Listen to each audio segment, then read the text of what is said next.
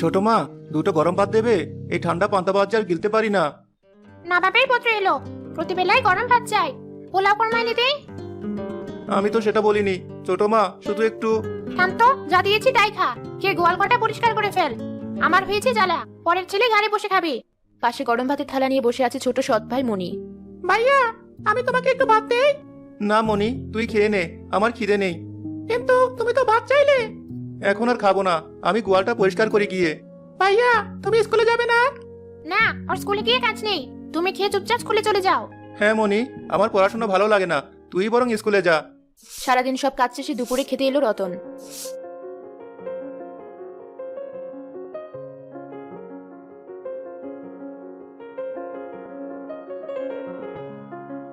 ছোট মা, দুপুরে পান্তা ভাত, গরম ভাত করনি? না করিনি, যা দিয়েছি তাই খা, আর না খেতে পারলে উঠে চলে যা। মনিকে তো সবসময় গরম ভাতই দাও, তবে আমায় কেন সবসময় পান্তা ভাত দাও? আমি তো সব কাজ করি। আমার মুখে মুখে কথা, দাঁড়া তোকে দেখাচ্ছি মজা। রতনকে লাঠি দিয়ে মারতে থাকে ছোট মা। আহ আহ মা, আমায় ছেড়ে দাও, আর কোনোদিন চাইবো না গরম ভাত, ছেড়ে দাও মা।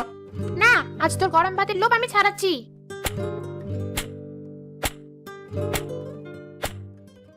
মার খেয়ে রতন বাড়ি থেকে বেরিয়ে পাশের বনে গিয়ে বসে রইল। সেদিন আকাশ খুব কালো করে কালবৈশাখী ঝড় হলো। মনের দুঃখে একটু বনে এলাম, এ তো দেখি আকাশ কালো করে ঝড় আসছে, এত বৃষ্টি। হঠাৎ ছোট কিছু একটা উড়ে রতনের পায়ের কাছে এসে পড়ল। আচ্ছা, আমাকে কেউ সাহায্য করো। কে কে ওখানে? আমি। তুমি কে? আর আমি তোমায় দেখতে পাচ্ছি না কেন? তুমি একটু নিচের দিকে তাকাও, দেখতে পাবে আমাকে। আরে, এ তো একটা পরী। হ্যাঁ, আমি একটা পড়ি, আমাকে তুমি একটু সাহায্য করো দয়া করে।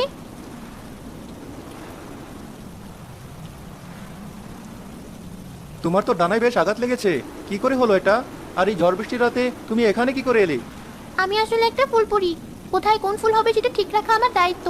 আজও আমি আমার কাজে গিয়েছিলাম, ফেরার পথে তো ঝড় বৃষ্টি শুরু হলো। আমার একটা পাখায় ব্যথা পেলাম, আর উঠতে পারছি না। কিন্তু তুমি এমন ঝড় বৃষ্টিতেই বনে কি করছো? মনে ভীষণ দুঃখ নিয়ে বনে এসেছিলাম, তার মধ্যে এত ঝড় শুরু হলো, আমার বুঝি কোথাও ঠাঁই হবে না। আহা, মন খারাপ করো না। তোমার নাম কি? আমি রতন, ওই বনের পাশে গ্রামে আমার সৎমা আর ভাইয়ের সাথে থাকি। মা আমায় একটুও ভালোবাসে না, সারাদিন মারে, কিছু খেতেও দেয় না, সারাদিন অনেক কাজ করায়, স্কুলেও যেতে দেয় না। আহারে, তোমার বুঝি খুব দুঃখ? হ্যাঁ, যখন আমার মা ছিল, মা আমায় কত ভালোবাসতো। আমি ছিলাম মায়ের রাজপুত্র, কত আদর করতো, কত মজার মজার খাবার বানিয়ে দিত। ছোট মা চলে আসার পর আমার জীবনে আর কোনো আনন্দ নেই। রতন, আমি তো উঠতে পারছি না, তুমি কি আমাকে আমার বাড়ি পৌঁছে দেবে? নিশ্চয়ই দেবো। কোথায় তোমার বাড়ি? বনের শেষ দিকে একটা বিশাল বড় ফুলের গাছ আছে, ওই গাছটাতে আমরা পরীরা থাকি, আর বনপরী হলো আমাদের রানী। ঠিক আছে, তুমি পথ বলে দাও, আমি সেই মতো এগোচ্ছি।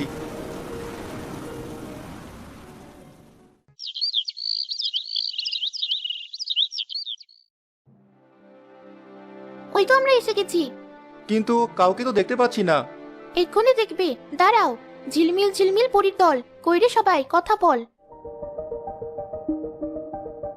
এরা সবাই এখানে থাকে, এত ছোট একটা গাছে? এই গাছটা ছোট মনে হলেও আসলে অনেক বড় ভিতরে।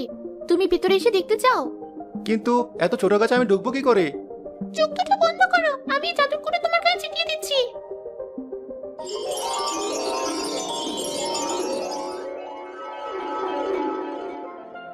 আরে, এই গাছের ভেতরে এত এত প্রাসাদ, এ তো অদ্ভুত ব্যাপার। হ্যাঁ, আমরা সবাই এখানেই থাকি। হঠাৎ করেই বনপরি আসে। ফুলপুরি, এ তুমি কাকে নিয়ে এলে? ও রতন, আজকে ঝড়ের রাতেও আমার প্রাণ বাঁচিয়েছে রানীমা। বেশ, তাহলে তো রতনকে প্রতিদান দিতে হবে, এত বড় উপকার করলো সে আমাদের। বলো রতন, তুমি কি চাও? এই পৃথিবীতে আমার সবচেয়ে আপনজন ছিল আমার মা, সে এখন নেই। আপনি কি আমার মাকে ফিরিয়ে দিতে পারবেন রানীমা? আমি পারলে অবশ্যই তোমার মাকে ফিরিয়ে দিতাম, কিন্তু মৃত মানুষকে ফিরিয়ে দেওয়া আমার সাধ্যের বাইরে। এছাড়া তুমি অন্য যে কোনো ইচ্ছে বলো, আমি তা পূরণ করে দেব। আমাকে কেউ ভালোবাসে না, খেতে দেয় না, পড়তে দেয় না, স্কুলেও যেতে দেয় না। আমি এমন একটা দেশে যেতে চাই যেখানে সবকিছু আমার ইচ্ছে মতো হবে, আমি হব রাজা। বেশ, তোমাকে পাঠানো হবে এমন দেশে, সে দেশের নাম ইচ্ছে পূরণ দেশ। কিন্তু মনে রাখতে হবে, সেখানে যাওয়ার পর তুমি কিন্তু আর তোমার নিজের বাড়িতে ফিরতে পারবে না। আমি বাড়িতে আর ফিরতেও চাই না। রতন পৌঁছে গেল ইচ্ছে পূরণ দেশে। উমা, এই প্রাসাদটা আমার? হ্যাঁ মহারাজ, এটা আপনারই প্রাসাদ, এখানে আপনি যা বলবেন তাই হবে। তবে আমার জন্য সব সুস্বাদু খাবার নিয়ে এসো। অবশ্যই মহারাজ, এখনই আনছি। বিশাল বড় টেবিলে প্রচুর খাবার সাজিয়ে দেওয়া হলো। রতন অনেকদিন পরে পেট ভরে খাবার খেলো। খাওয়া তো হলো, এবার আমি ঘুমাবো। আমার জন্য একটা দামি বিছানা পাতো। যে হুকুম মহারাজ। এই নিন, আপনার রেশমের বিছানা তৈরি। কতদিন পর একটু আরাম করে ঘুমানো যাবে। বিকেলে আমি জাদুর গালিচায় উড়ে ঘুরে বেড়াবো। গালিচা তৈরি রাখবে। আপনি যা বলবেন মহারাজ।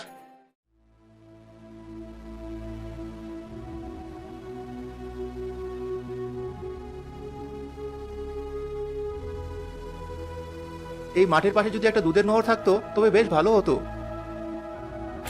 এই নিন মহারাজ, দুধের নহর তৈরি হয়ে গেল। আপনি কি এখানে গোসল করতে চান?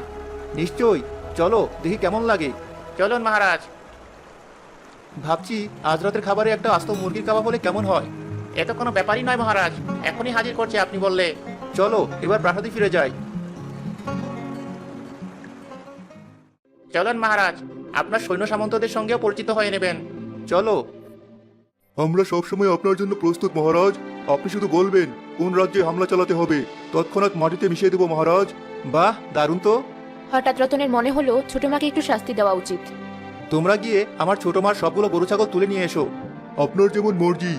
সৈন্যরা সত্যি সত্যি সমস্ত গরু ছাগল হাঁস মুরগি তুলে নিয়ে এলো। বাহ, দারুণ কাজ করেছো, চমৎকার।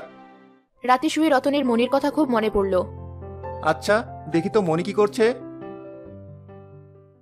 স্বপ্নে রতন দেখলো মনি কাঁদছে। ঘরে খাবার নেই, মনির মা বসে কপাল চাপড়াচ্ছেন। আমি বড় অন্যায় করেছি। ছেলেটা কত ভালোবাসতো আমাদের, সব সময় ছেলেটাকে মারধর করেছি। ছেলেটা বেরিয়ে যাওয়ার পর থেকে ঘরেই বিপদ। ওর অভিশাপেই এমন হয়েছে। তুমি কোনোদিনই ভাইয়াকে ভালোবাসোনি, তাইও চলে গেছে।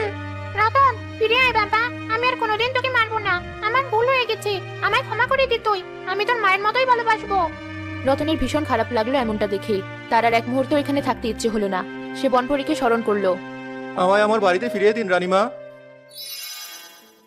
কিন্তু তোমাকে তো বলেছিলাম এখানে এলে আর ফিরতে পারবে না তুমি। কিন্তু রানীমা, আমার সবচেয়ে বড় ইচ্ছেটাই পূরণ হয়ে গেছে।